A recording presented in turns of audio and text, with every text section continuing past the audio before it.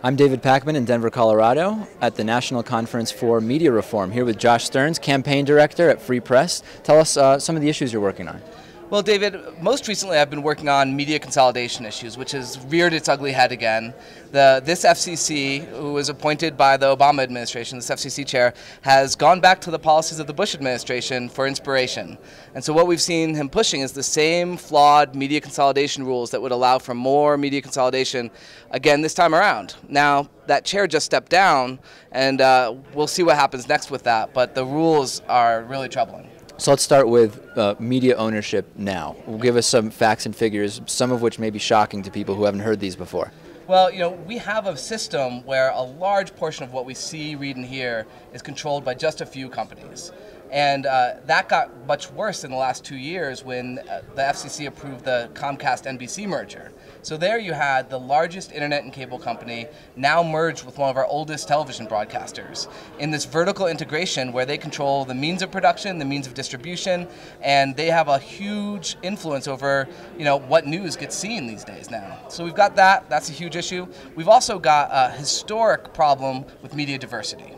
And right now we have a situation where women and people of color own under 8% of all of our media, even though they make up a huge population of America. So, and that problem is something the FCC is supposed to address, and yet they've neglected it again and again.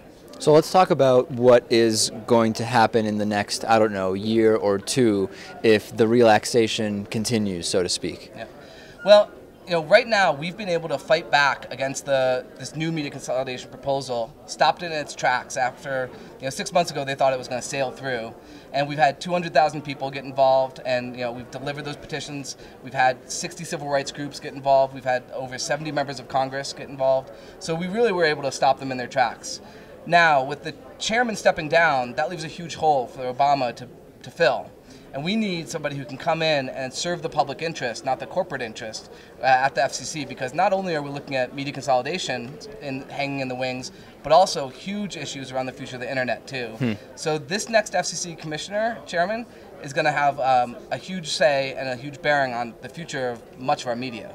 Let's talk a little bit about the different effects of having very few players controlling most media that people get. So I think there's like a two-layered analysis. So layer one is the stories that are covered in a way that either misinforms or is not fully informing people. So for example, on global warming, you might have a debate, and the debate would be with a so-called a moderator that is unbiased, and they would say on the one hand, here's one expert who says that global warming is a real problem, climate change is being affected by the activities of humans on Earth. And here's one other person, so it's one on each side, who says it's just not a big deal at all.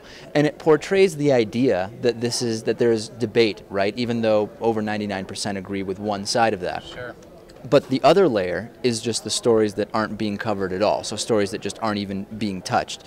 Which one do you think, or maybe the answer is both, which one is going to suffer more with increased consolidation? I think the false balance you described originally, where for the sake of balance we sacrifice accuracy or truth, that I think is actually being attacked on many levels. And I think we're going to start to see less and less of that happening. So what I'm really concerned about is the fact that it's treated like there's only two sides at all, and that gets to your second point. The fact that we have so few voices in the media, and that we're focused again on seeing just the same pundits, the same consultants, the same few people in front of the camera over and over again. And that's a problem of diversity in terms of racial and ethnic and gender diversity, but it's a problem of diversity of viewpoints as well. There's so many more issues, so many more layers to the story that we need to be told, and then voices we need to be hearing. And the only way we can do that really is to begin changing who owns the media, so that we can put more of that media in the hands of the people who can tell their stories and make their voices heard. And you're right with my climate change analysis. Not only is there no real balance between those opinions, but we're not discussing other questions which we should be, like, for example, why is it that media are covering it in that way, which is kind of like a story, it's a higher level story which you're just not going to get on corporate media, period. No, and we actually just held an event with Orion magazine a couple weeks ago where we had Bill McKibben, Sanjay from reports for CNN and other places. So we had some mainstream journalists. We had Bill McKibben coming. We had Wen Stevenson, who's left journalism and started doing activism. And we were talking about why is climate change coverage the way it is? And why do we see it just spike around big major events and then die out to nothing? And what can we do about that? And it was a useful discussion, but there's a lot more to do. And I think that comes down to disrupting the system as it is and making sure we can insert these new voices into it. All right, Josh Stearns, campaign director at Free Press here in Denver, Colorado at the National Conference for Media Reform. Great to talk to you. Yeah, thanks, David.